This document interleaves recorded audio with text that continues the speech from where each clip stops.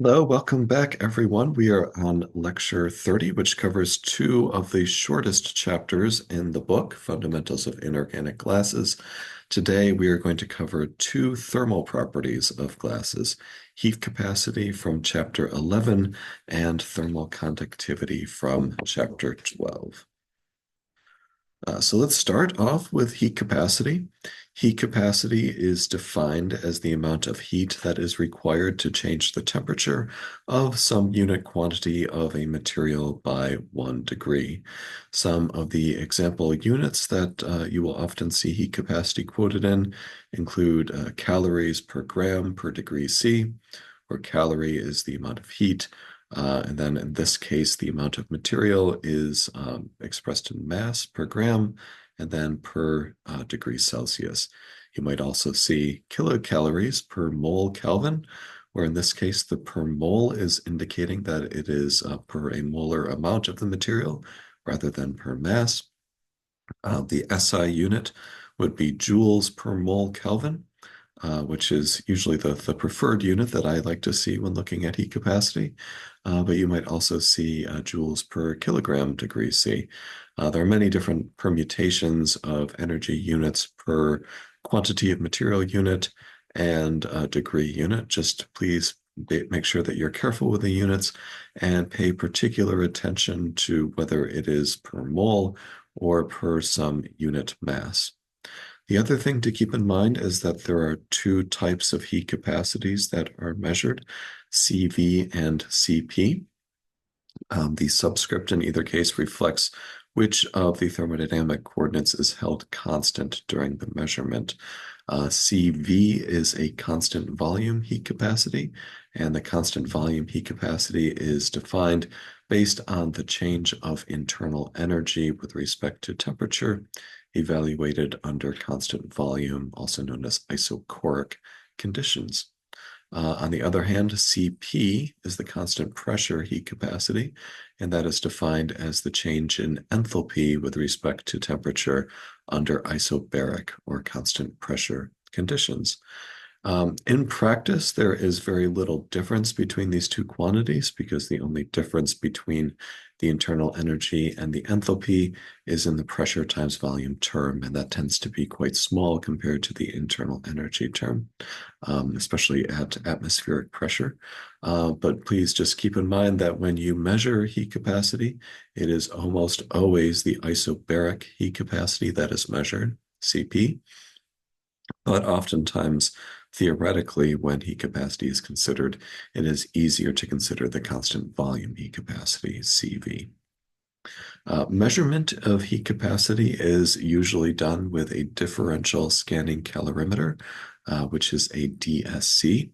The DSC machine has two different pans inside a controlled furnace here. One of them is a reference pan, and that reference pan itself can be the reference, or the reference pan can also contain a reference material with a known heat capacity. Usually that is sapphire. And then there is a sample pan, which contains the sample itself. Each one of the pans, the sample pan and the reference pan, have a small heater attached to it. And then these are hooked up to a computer that monitors the temperature and regulates the heat flow. And the goal with the DSC is to measure the amount of heat that is required to raise the temperature of the sample by following a given temperature path relative to some reference.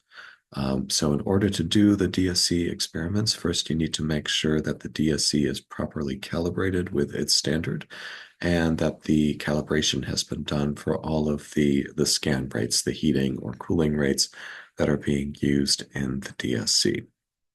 Then there is the sample preparation part. The sample can either be a small bulk sample, which is often a disc-shaped sample where the flat part of the disc is placed against the pan in order to maximize the contact area between the sample pan and the sample itself. Maximizing the contact area helps with the heat transfer through the pan and into the sample. The other way is to use powders. Powders are usually easier to prepare. and they can also give you pretty good contact, although not the same amount of surface area is in contact between the powder and the SAM as if you had a disc-shaped sample. But in either case, the DSC would be programmed to pass through a specified thermal profile. So this is a temperature as a function of time. Usually this would be a linear heating, perhaps followed by a linear cooling and another linear heating. There's also a variation of differential scanning calorimetry called temperature modulated DSC or MDSC.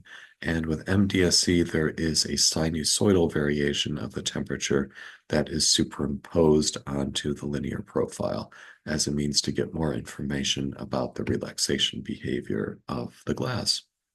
The chart on the right shows the measured heat capacity of some oxide glasses, where you can see two different regimes of heat capacity in each of these samples. On the left-hand side, for each of these at the lower temperatures, this is the glassy state heat capacity, which represents primarily vibrational heat capacity in the solid-like glassy state.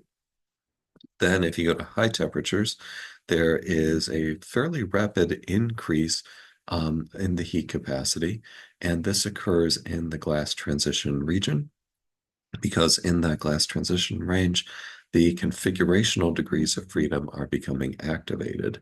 And then at higher temperatures above the glass transition, we have the liquid or supercooled liquid state, which has a significantly higher heat capacity compared to the glassy state. And the heat capacity of the liquid is higher than that of the glass because it contains both the vibrational and configurational contributions to heat capacity. So in the liquid state, we think about atoms as both vibrating in the liquid as well as being able to flow among different configurations. And the ability of the atoms to vibrate gives rise to the vibrational heat capacity. And the ability of the system to change configurations gives the configurational heat capacity. And if you add up those two contributions, you get the total heat capacity of the liquid state. As this liquid is then cooled through the glass transition, there is a kinetic arrest of the system as the configuration of the supercooled liquid becomes frozen into the glassy state. And since the configuration is becoming frozen, the system is no longer allowed to transition among many configurations, and that part of the heat capacity is lost. As a consequence, all that remains in the lower temperature glassy state is the vibrational part of the heat capacity. So if we compare the heat capacity of vitreous silica with that of its crystalline counterpart alpha quartz, we can see that the glass tends to have a slightly excessive heat capacity compared to the crystal. If we go to very low temperatures, so this temperature axis on this plot is shown on a logarithmic scale and is showing temperatures that are approaching absolute zero. You can see 10 Kelvin down to 1 Kelvin, down to 0.1 Kelvin.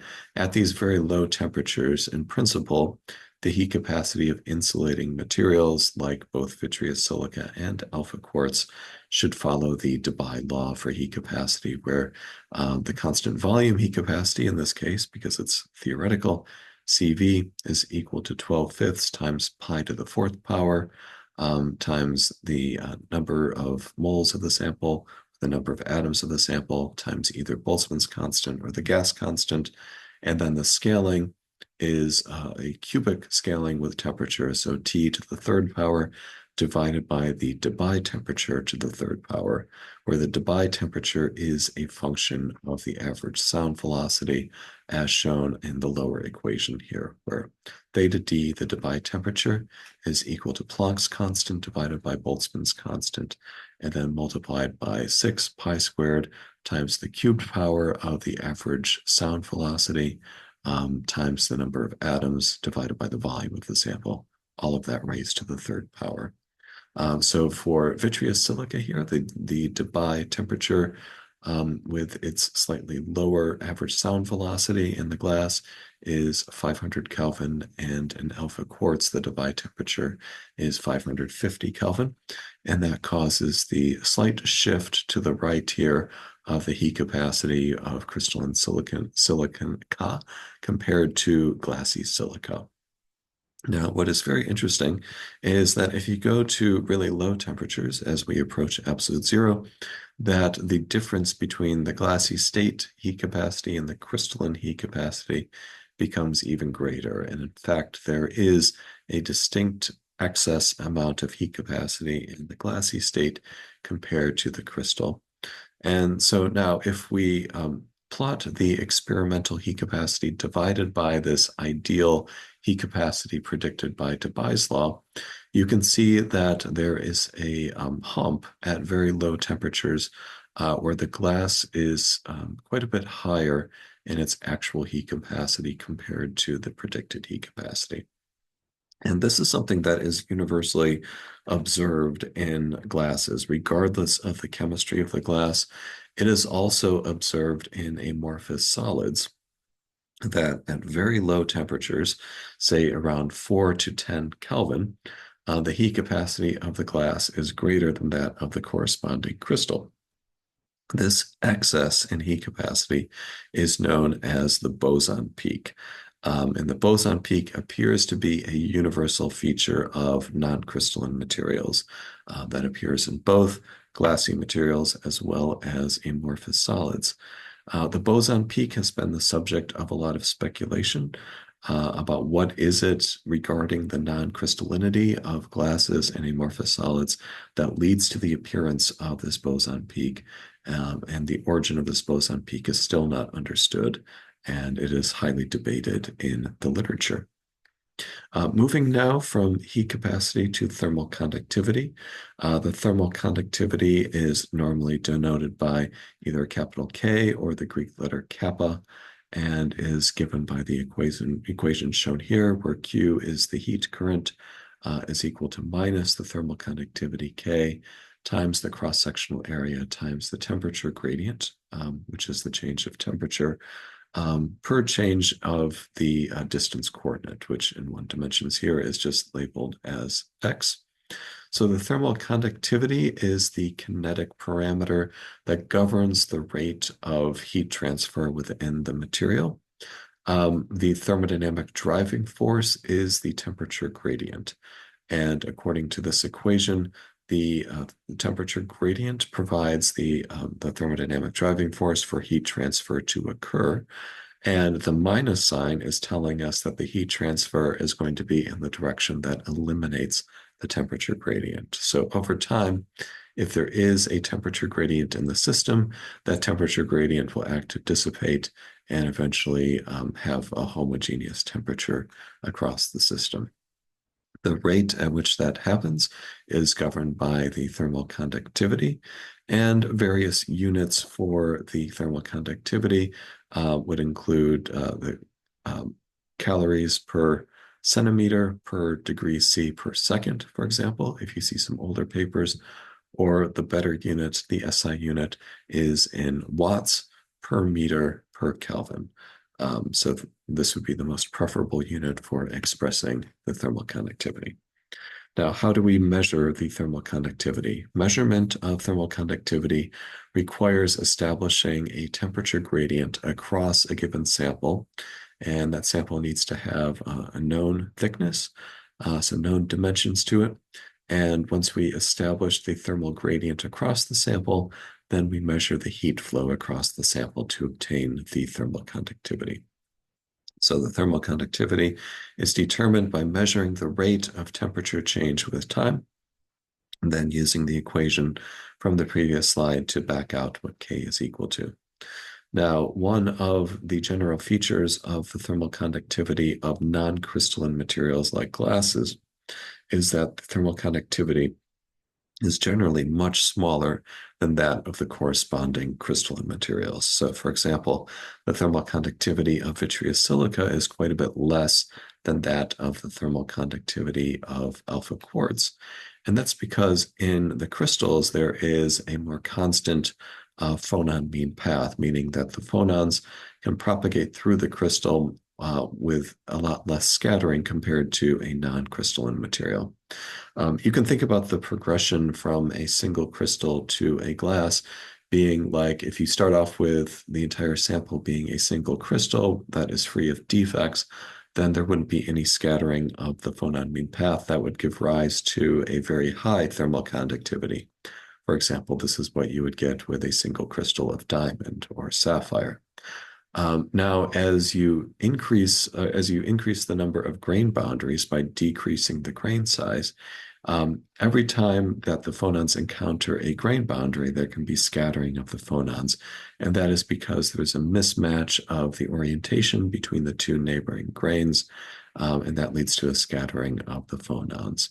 And as we progressively make the grains smaller and smaller, then the phonons will have more opportunities for scattering, and the thermal conductivity of the polycrystalline material will become quite a bit smaller compared to that of the single crystal.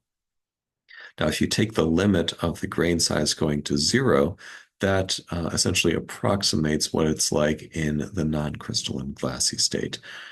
Because of the lack of any type of longer range order in the glass, the phonons can really just propagate a relatively short distance before they get scattered. And this means that non-crystalline materials like glasses and amorphous solids almost universally have much lower values of thermal conductivity, especially compared to crystalline materials of the same chemistry. Now, it's also important to realize that depending upon the system, there may be contributions to thermal conductivity that arise from convection and radiation. So, for example, if you're dealing with molten glass in a glass tank, there's going to be a thermal gradient that gets established in the glass melting tank and convection currents that arise from that thermal gradient. That convection leads to the transfer of heat. Also, since the molten glass is at very high temperatures, it is glowing brightly, and there is radiative heat transfer as well. Now, if we consider the temperature dependence of the thermal conductivity, you'll notice two very different types of scaling between crystalline materials and glassy materials in the plot here on the left. You'll see that the thermal conductivity of various crystals like calcium fluoride, sodium chloride, and quartz here from a couple of different measurements. First of all of these thermal conductivity values are significantly higher compared to the thermal conductivities that are being shown for the glassy materials, fused quartz, pyrex, borosilicate, for example. So there is a big benefit to being crystalline in order to obtain a high value of thermal conductivity. But as we change temperature, the scaling behavior is the opposite between crystals and glasses. So in crystalline materials, as you increase the temperature of the system, that is creating more vibrations. That's also creating the opportunities for more point defects to arise, more vacancies, for example. So there's a greater number of crystalline defects and also a greater amount of vibrations, which can be anharmonic vibrations, that is introducing overall less order into the crystals at higher temperatures compared to lower temperatures, because entropy is becoming a greater factor at higher temperatures. And what this means is that this increasing amount of disorder that gets introduced into what was once a more perfect crystal, that creates the opportunities for more scattering of phonons and therefore a decrease in the thermal conductivity of the system as the temperature is raised.